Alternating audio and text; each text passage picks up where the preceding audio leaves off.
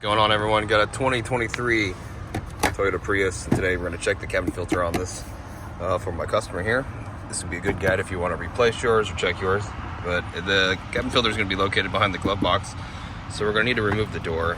And our first step is going to be to disconnect the damper that you have here. All you got to do is just pull it.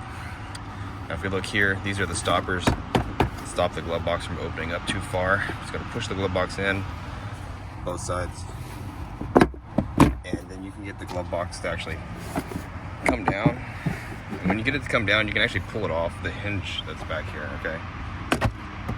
It's just kind of clipped on there. It's not really a full hinge. And right here is where the cabin filter is located, up in here. To take this door off, you just squeeze these tabs together, and then you can pull it off. This side here on the left, it's got these slots and these pins, okay? So when we go to put it back, it's gonna go in like this.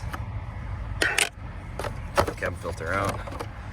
And this one doesn't look too bad. I won't recommend it to my customer, but to replace it, you just take the filter element out. It looks kind of dirty.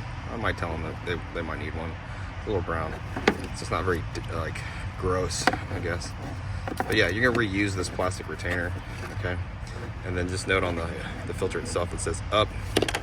When you get your new one, just make sure you put it in the same way, okay? Your filter will have an indicator on it.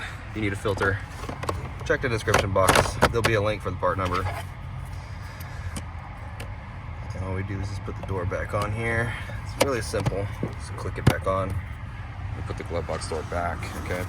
Again, the hinge isn't really like anything special. It just gotta line it up and push it on. Close the glove box. Alright, and then just hook it back up. All done. Hopefully the video was helpful. If it was, appreciate it. Drop me a like, leave me a comment. Hope to see you again in another video.